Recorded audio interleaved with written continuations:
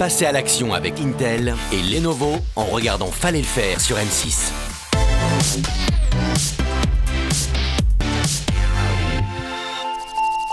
Anthony a 30 ans. C'est le premier à avoir été sélectionné par le jury de l'émission Fallait le faire. Son rêve, c'est un rêve de gosse. Piloter seul un hydravion, première étape pour espérer intégrer un jour peut-être l'école de l'air canadienne. Et c'est en Mauricie, au Québec, que tout commence. Hello Anthony. Je suis comme ça là, ça fait très longtemps que j'attends ça et je réalise à peine. Salut Alain, c'est extraordinaire. Hello Anthony. Je suis très content de te rencontrer, merci de me recevoir. Avec plaisir. Tu vas faire le voyage avec moi là en tant que copilote, puis on va te montrer les grands paysages du Québec. J'y crois pas, mon premier vol en passager pour rejoindre l'hydrobase. C'est juste énorme. C'est un moment que j'attends depuis très longtemps, je le ressens là, je suis plein de frissons.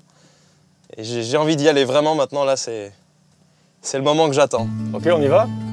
Let's go, on y va. Bien sûr, je suis ici pour voler. Mais aussi pour découvrir ce pays dont je rêve depuis tant d'années. Et je compte bien profiter de chaque instant.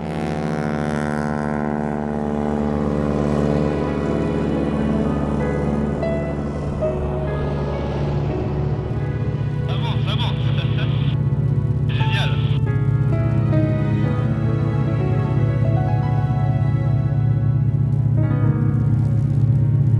Il y a encore quelques heures, j'étais sur l'autre continent à me demander ce que ça allait me faire ressentir comme émotion, et là de me retrouver à bord d'un hydravion pour la première fois au Canada. Il fallait le faire en fait, c'est tout bête.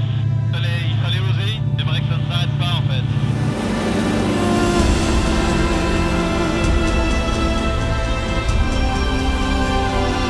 La tête dans les nuages, je suis si bien. Mais il est déjà temps de redescendre sur terre, enfin sur lac, et d'amérir. Une autre grande première.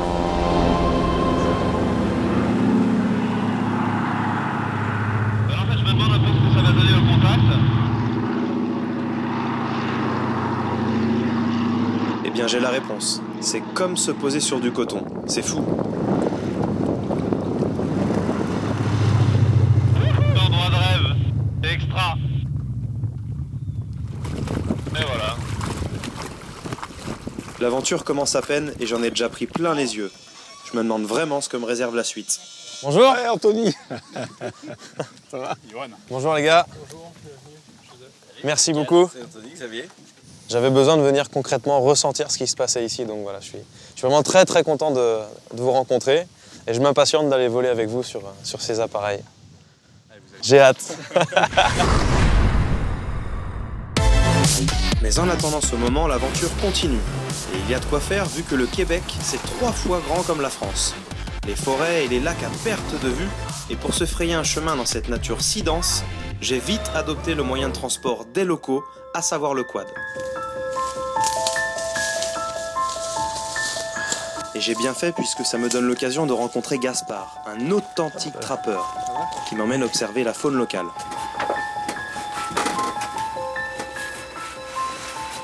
Gros ours, OK?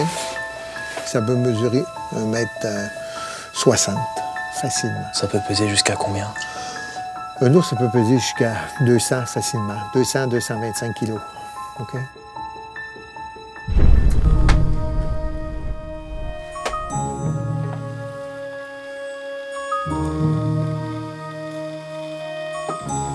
Le voir surgir de nulle part comme ça, je pensais qu'on allait l'entendre avec les branches et les craquer, tu vois? C'est fin rusé.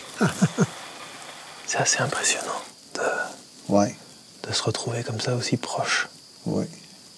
Tu vois, là, quand il lève le museau dans les airs, Il prend le vol. c'est parce qu'il nous sent. D'accord. On a l'impression qu'il va surgir sur nous. Ouais. Et oui, malgré les apparences, les ours sont des animaux très dangereux qui peuvent charger à plus de 50 km/h. D'où la cabane en bois grillagé. OK. Mais si en France ils sont en voie d'extinction, ils sont plus de 20 000 rien qu'au Québec. En fait, que j'aperçois un ours. Fais un vœu, vu que c'est la première fois que tu vois un ours. D'accord, je ferme les yeux. Fais un vœu.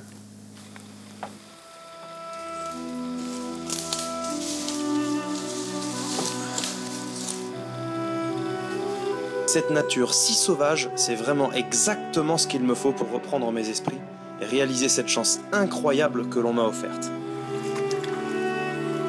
Là, on se retrouve dans des endroits très sauvages, on se demande ce qui nous attend après.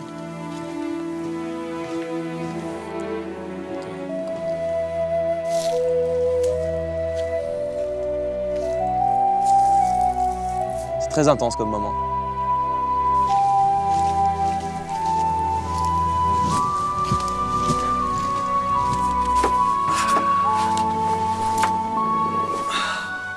C'est une introspection qui permet de reposer les esprits et de faire corps avec Dame Nature. C'est reposant, voilà. Maintenant, je suis prêt pour la suite. La sérénité, je vais en avoir bien besoin. Mon rêve est sur le point de devenir réalité.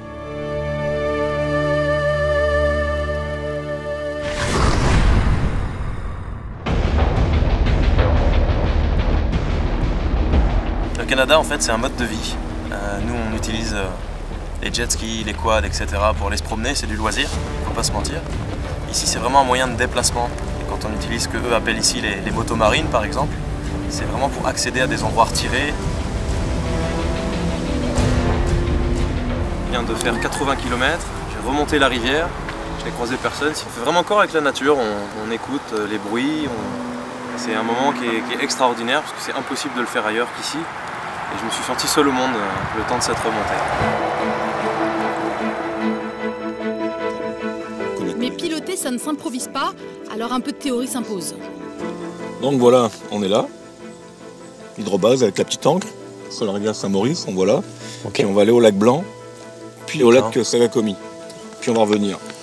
20 minutes de vol pour aller au lac Blanc, 10 minutes pour aller au Sagakomi, retour 20 minutes de vol. D'accord, donc voilà. on va voler à peu près 1 heure en fait. Ouais, donc on va prendre 1 heure d'essence plus 30 minutes. D'accord, donc c'est hyper précis et on ne laisse rien au hasard. Un hydravion comme dans un avion, non, effectivement. Il faut absolument bien préparer les vols. Et la météo, c'est primordial. Chaque vol, tu dois connaître l'évolution dans la journée. Pour nous, là, pour toute la journée, il n'y a pas de problème. Il y a une dépression qui va arriver, mais dans la nuit. Donc là, on a tout vérifié, la météo de notre côté, génial. Donc là, on peut y aller maintenant. Parfait, que du plaisir maintenant. Super.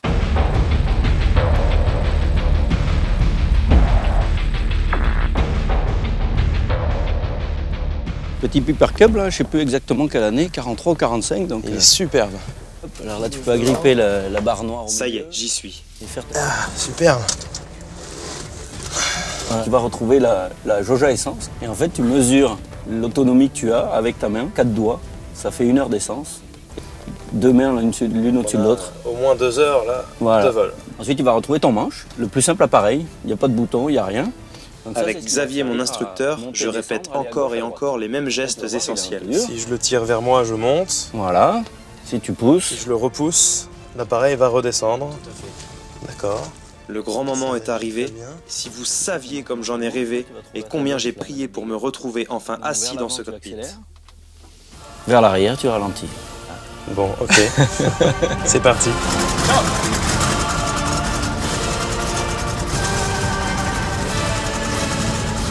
C'est un grand moment pour moi, Xavier. J'ai l'émotion qui grimpe là, ça me... Et j'accompagne. Allez, c'est parti, Xavier. Ça y est.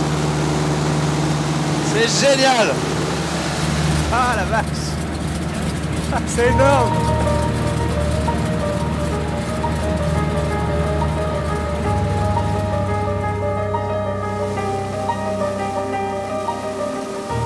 À ce moment précis, je réalise et là, je me dis que ça y est, c'est fait, j'ai volé en hydravion. Je vais pouvoir apprécier les paysages vus d'en haut. Je suis heureux. C'est le plus beau jour de ma vie. C'est le rêve qui se réalise là.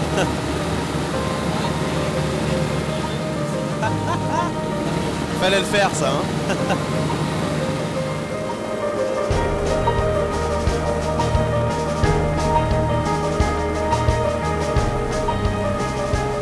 Donc là, on va se présenter tranquillement vers l'hydrobase. Tu vois, il y a la petite maison avec les avions en face. Ça se rapproche très très vite. Ça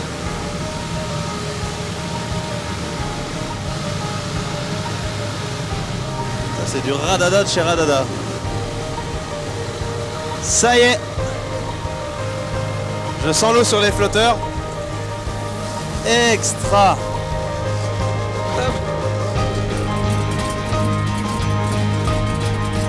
Ah. Alors Alain, un grand merci. Incroyable là-haut. C'est tout beau, c'est tout grand. Ouais, ça t'a plu? C'est incroyable cette sensation de commande, de voir les étendues, les forêts, ça se pilote vraiment au feeling en fait. Je ne m'attendais pas à avoir ce ressenti-là et...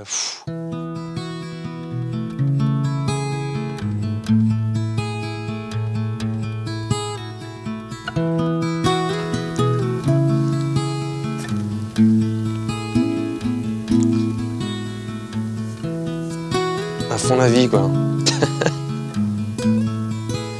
C'est super.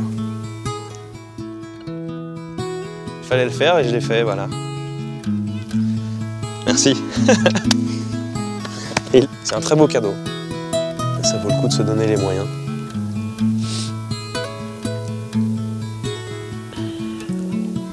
Un grand merci.